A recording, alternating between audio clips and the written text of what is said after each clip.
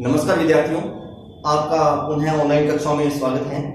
हमारे BL model senior secondary school पीलीभीमा की ओर से हम अध्ययन कर रहे थे कक्षा 10 में हमारी जो पाठ्य पुस्तक है क्षितिज, और उसमें भी हमारा जो काव्यखंड है उसके अध्याय 8वें का, जिसमें कवित्री है सुभद्रा कुमारी चौहान और उनके द्वारा रचित जो रचना है झांसी की रानी। पहले भी हमने अध्ययन किया था, जिसमें 2 पदों का अध्ययन किया गया है। अब आगे के जो 2 पद हैं उनका हम अध्ययन करेंगे इसमें। तो पहले उनमें बताया गया था कि झांसी की जो रानी लक्ष्मीबाई हैं, तो किसके साथ में पढ़ी हैं, खेली हैं, नाम क्या था, अकेली हैं या कैसे है ना। तो उस प्रकार से हमने अध्ययन किया था। और उनकी जो सहेलियां कौन कौन हैं, तो इनका भी हमने अध्ययन किया था कि जो बर्छी, ढाल, कृपाण वगैरह है, ये सारी जो है तलवार वगैरह वे उनकी सहेलियां हैं। तो इस प्रकार से हमने उनका अध्ययन किया था। लेकिन वो तो था उनके बचपन का, लेकिन जैसे वो बड़ी हो रही हैं, अब उनकी जो विवाह अवस्था जो है, तो उसके बारे में भी इसमें हम पढ़ेंगे। अब तो इसमें दिया हुआ है कि लक्ष्मी थी या दुर्गा थी, वह समय वीरता की अवतार, देख मराठे पुलकित होते उसकी तलवारों के वार। अब जैसे वो युवावस्था में अग्रसर हो रही हैं लक्ष्मीबाई जो है, तो उस समय उनके अंदर अत्यंत जो वीरता का जो भाव है वो लक्षित हो रहा था। तो उसी भाव को लक्षित जो हुआ था उसी को प्रकट करते हुए कवित्री कहते हैं इसमें कि लक्ष्मी थी या दुर्गा थी। लक्ष्मी यानी कि सभी का कल्याण करने वाली, ऐश्वर्य देने वाली, या दुर्गा थी। दुर्गा मतलब सभी का संहार करने वाली, विराट रूप जो लिए हुए हैं, वह समय वीरता के अवतार। और लक्ष्मीबाई जो समय वीरता की अवतार थे, अर्थात जो वीरता की भावना, वीरत्व की भावना जो है वह उनके अंदर समाहित थी, भरी हुई थी। देख मराठे पुलकित होते उसकी तलवारों के वार। और जब जो है लक्ष्मीबाई अपने हाथ में तलवार ले लेती और युद्ध करती थी, अब नकली युद्ध कह सकते अपने, इसमें युद्ध अभ्यास करती थी जब वो तलवारों का वार करती थी, तो उसे देखकर मराठे पुलकित होना, मतलब पुलकित का मतलब होता है आनंदित होते थे कि जैसे ही वो अपने शत्रु पर प्रहार करती हैं, तलवार का वार करती हैं, तो उसके द्वारा वो जो है प्रहार करने पर मराठे जो है अत्यंत आनंदित होते थे। नकली युद्ध व्यूह की रचना और खेलना, खूब शिकार, सैन्य घेरना, दुर्ग तोड़ना, ये थे उसके प्रिय खिलवाड़। अब अपने देखते हैं कि बच्चों के जो खेल रहते हैं तरह तरह के रहते हैं, कोई क्रिकेट खेल रहा है, कोई कुछ खेल रहा है ना। लेकिन लक्ष्मीबाई जो है उनका जो मुख्य खेल क्या था, उनका खेल था सैन्य घेरना, सैनिकों को घेरना, नकली रचना करना, दुर्ग तोड़ना। ये सारे जो हैं उन्होंने खेल में सीख लिए थे। नकली युद्ध व्यूह की रचना, अब नकली युद्ध व्यूह जो है, अब किस प्रकार से कोई शत्रु अगर हमें घेर ले तो किस प्रकार से उसे घेरना है, किस प्रकार से उसे पराजित करना है, तो ये नकली युद्ध व्यूह की रचना और खेलना खूब शिकार, और उन्हें जो शिकार खेलना बहुत ही प्रिय लगता था।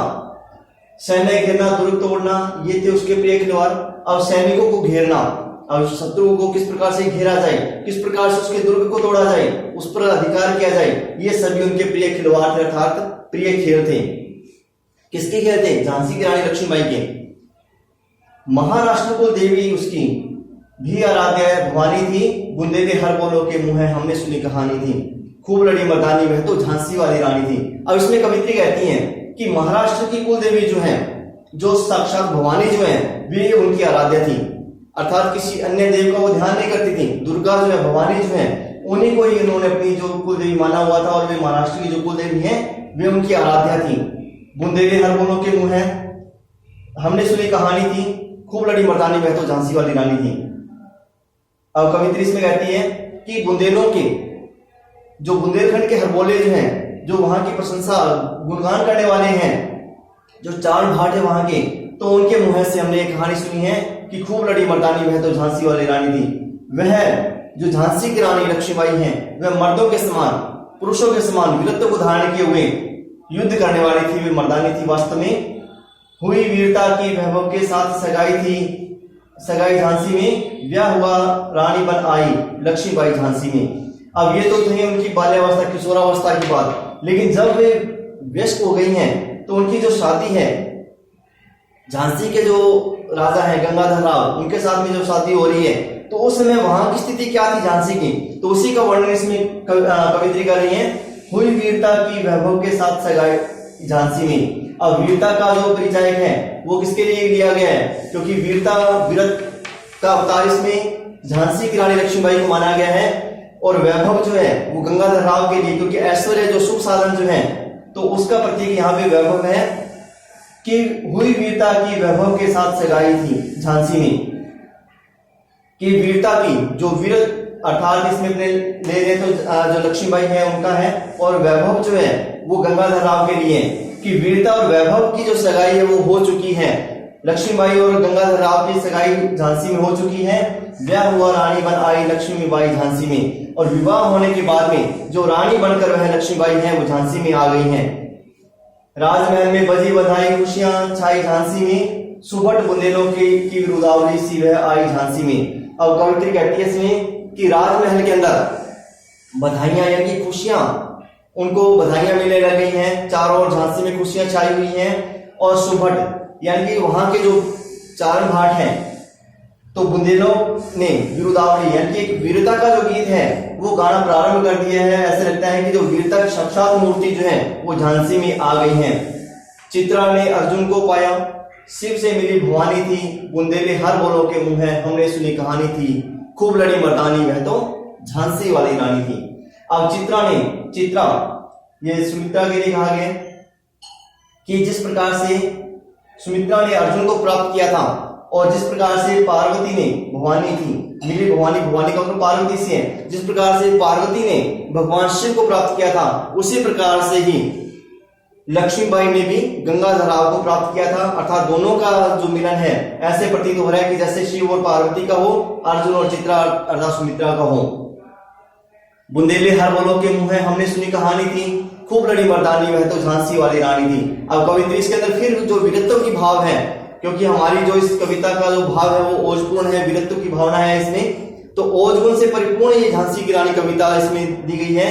क्योंकि यह कालखंड जब था, जब ये कविता रची गई है, रचना रची गई है, तो हमारा जो देश है वो गुलाम था। तो लोगों के अंदर एक नई जागृति पैदा करने के लिए इस रचना का सृजन किया गया, और इस रचना के द्वारा ही कवित्री को यानी सुभद्रा कुमारी चौहान को ख्याति प्राप्त हुई थी। तो इसमें बताया है कि बुंदेले हर बोलों के मुंह है, हमने सुनी कहानी थी, खूब लड़ी मर्दानी वह तो झांसी वाली रानी थी। कवित्री इन पंक्तियों के माध्यम से पुनः हमारे अंदर यानी कि भारतवासियों के अंदर एक नई चेतना, नई जागृति उत्पन्न करने के लिए कहती कि बुंदेलखंड के जो हरबोले थे यानी कि वहां के जो प्रसिद्धि गायन करने वाले हैं, उनके मुंह से हमने कहानी सुनी थी कि खूब लड़ी मर्दानी वह तो झांसी वाली रानी थी। अर्थात उन्होंने कभी भी दुश्मन को अपनी पीठ नहीं दिखाई है, मर्दों के समान, पुरुषों के समान वीरत्व का परिचय देते हुए झांसी की रानी जो लक्ष्मीबाई हैं वो लड़ती रही है। इस प्रकार से यहाँ पे मर्दानी जो शब्द है बार बार झांसी की रानी लक्ष्मीबाई के लिए सार्थक सिद्ध होता है। तो ये थी हमारी रचना जिसमें हमने 2 पद आज अध्ययन किया है, और 2 पद जो थे इनके पहले अध्ययन किया था। तो इसमें इनके जो खेल हैं यानी कि जब किशोरावस्था में खेलती हैं, नकली व्यूह रचना कर रही हैं, तो उसका वर्णन हमने पढ़ा है। और साथ ही साथ जब गंगाधर राव के साथ में झांसी के जो राजा थे उनके साथ में जब लक्ष्मीबाई का विवाह होता है तो किस प्रकार से खुशियां छा जाती हैं झांसी के अंदर, और किस प्रकार से हर तरफ जो है वीरत्व की जो भावना है वो लक्षित होती है। तो उसी के बारे में हमने पढ़ा है। आशा है कि आपको ये अच्छी समझ में आया होगा। धन्यवाद।